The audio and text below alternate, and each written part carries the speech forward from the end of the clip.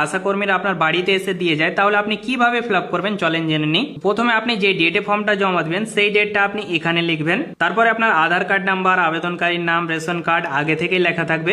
এরপর আপনার রেশন কার্ডের বিভাগ কি সেটাও টিক করা থাকবে, যদি টিক না করা থাকে তাহলে আপনি টিক করে দিবেন। তারপরে আপনার আধার কার্ডের সাথে যুক্ত মোবাইল নাম্বারটা আপনি এখানে লিখবেন।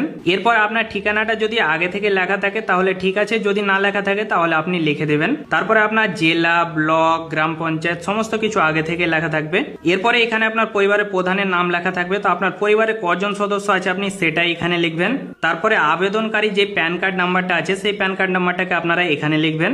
এরপরে বক্সে বলা হচ্ছে নির্বাচনী তথ্য, যদি 18 বছরের উপরে হয় তাহলে তাদেরকে এটা বক্স ফিল করতে হবে। তো এখানে বলা হচ্ছে epic number, AC number, part number, ক্রমিক নাম্বার। তো এগুলো সব কোথায় পাবেন? আপনারা যে ভোট দেওয়ার আগে একটা স্লিপ পেয়েছেন সেই স্লিপের মধ্যে এগুলো সব লেখা আছে, তো ওখান থেকে দেখে দেখে আপনারা লিখে দেবেন। তারপরে আপনার স্বাস্থ্য সাথী কার্ডে 17 সংখ্যার যে ইউআরএন নাম্বারটা আছে সেই নাম্বারটাকে আপনারা বক্সের মধ্যে এক এক করে লিখে দেবেন এখানে। তারপরে এখানে আপনাকে কিছু ফিল করতে হবে না, আপনারা চলে আসবেন পরের পেজে। তো এখানে বলা হচ্ছে বাতিল করার মাপকাঠি। তো এখানে আপনাকে এই সব প্রশ্নগুলো জিজ্ঞাসা করা হবে, যদি ঠিক হয় তাহলে হ্যাঁ করবেন আর ভুল হলে না করবেন। প্রথম কোশ্চেন হচ্ছে পরিবারের বার্ষিক আয় কি আপনার 8 লক্ষ টাকা থেকে বেশি? যদি বেশি হয় তাহলে হ্যাঁ, কম হলে না। পরিবারে কোনো সদস্য কি আয়কর প্রদান করেন? আপনার পরিবারে কি কেউ ইনকাম ট্যাক্স দেয়? যদি দেয় তাহলে হ্যাঁ, না দিলে না করবেন। এরপরে বলা হচ্ছে এসআইআর 2026 লিস্টে কি আপনার নাম এসেছে? যদি নাম এসে থাকে তাহলে হ্যাঁ করবেন, না আসলে না করবেন।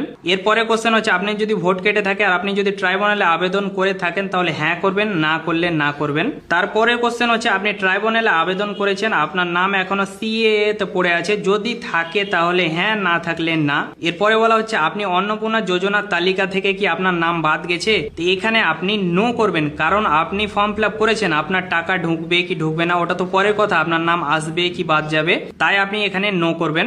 ব্যক্তি জীবিত নন বা স্থায়ীভাবে স্থানান্তরিত হয়েছেন, এখানে বলা হচ্ছে আপনার কি পরিবারের প্রধান মারা গেছেন না জীবিত আছেন? যদি মারা যায় তাহলে হ্যাঁ, না মারা গেলে না করবেন। এরপরে আপনারা একটা টার্মস এন্ড কন্ডিশন দেখতে পাবেন, তো এটাকে টিক করে দিবেন। তো এখানে বলা হচ্ছে আপনি যে উপরে প্রশ্নগুলোর উত্তর দিয়েছেন যদি এগুলো একটাও মিথ্যা হয় তাহলে আপনার আয়ুষ্মান ভারত কার্ড থেকে নাম বাতিল হয়ে যাবে। তো এখানে আপনি ভালোভাবে প্রশ্নগুলোর উত্তর দিবেন। তারপরে এখানে আপনি আপনার সহিটা করে দিবেন, যদি সহি না করতে পারেন এখানে টিপ দিয়ে দিবেন। তারপরে যে আপনি নিচে দুটো বক্স দেখতে পাবেন এখান থেকে এখান পর্যন্ত, এখানে আপনারা কিছু ফিল করবেন না, এটা অফিস ইউজের জন্য। তো আপনারা এভাবে আয়ুষ্মান ভারত কার্ডের ফর্মটাকে ফিল আপ করবেন। তো ভিডিওটা ভালো লেগে থাকলে ভিডিওটাকে লাইক আর পেজটাকে ফলো করতে একদম ভুলবেন না।